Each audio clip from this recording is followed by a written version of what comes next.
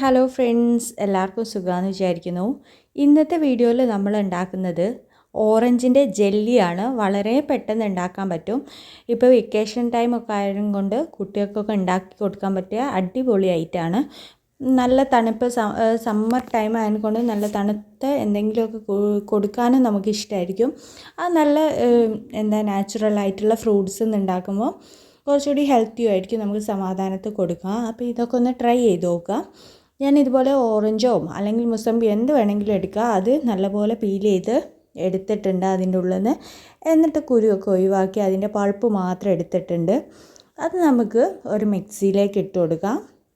എന്നിട്ട് മിക്സിയിലിട്ടിട്ട് വേറൊന്നും ആഡ് ചെയ്യേണ്ട ആവശ്യമില്ല. വെള്ളം ഒന്നും ആഡ് ചെയ്യേണ്ട. ഇനി നിങ്ങൾക്ക് വെള്ളം ആഡ് ചെയ്യണോ അല്ലെങ്കിൽ പാൽ ഒക്കെ വേണമെങ്കിൽ ആഡ് ചെയ്യാം. ഞാനിവിടെ ഒന്നും ആഡ് ചെയ്തില്ല. ഒന്നും ആഡ് ചെയ്യാതെ അതിൻ്റെ പ്യൂരി മാത്രം എടുത്തിട്ടാണ് ചെയ്യുന്നത്. അങ്ങനെയാണ് ചെയ്യേണ്ടത്. അതിലേക്ക് ഷുഗറും ആഡ് ചെയ്തിട്ട് നല്ലപോലെ നല്ലപോലെ അരിച്ചെടുത്തിട്ടുണ്ട്. എന്നിട്ട് അതേപോലെ ചൈന ഗ്രാസും ഒന്ന് ചൂടുവെള്ളത്തിൽ ഇട്ട് വെച്ചിട്ടുണ്ട്. ഒരു 15 മിനിറ്റ് മുന്നേ ഇട്ട് വെച്ചിട്ടുണ്ട്.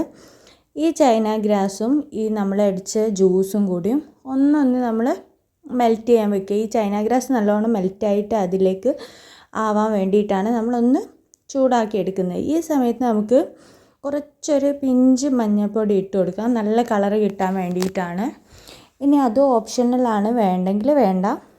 ഒരു നുള്ളി ഇട്ട് കൊടുത്താൽ നല്ല യെല്ലോ ഷെയ്ഡിൽ വരും.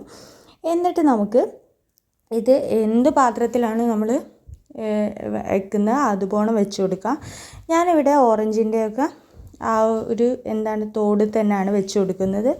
അതിൽ ഫില്ല് ചെയ്ത് വീഴാതിരിക്കാൻ ഒരു പാത്രത്തിൽ വെച്ച് നല്ലപോലെ ഒന്ന് ഫ്രീസ് ചെയ്തെടുത്തിട്ടുണ്ട്. ഒരു 30 മിനിറ്റൊക്കെ ഫ്രിഡ്ജിൽ വെച്ചാൽ നല്ലപോലെ ആയി വരും. നമ്മൾ ഇനി കൂടുതൽ സമയം വെച്ചാൽ നല്ല തണുത്ത് നല്ല ഇതായി വരും.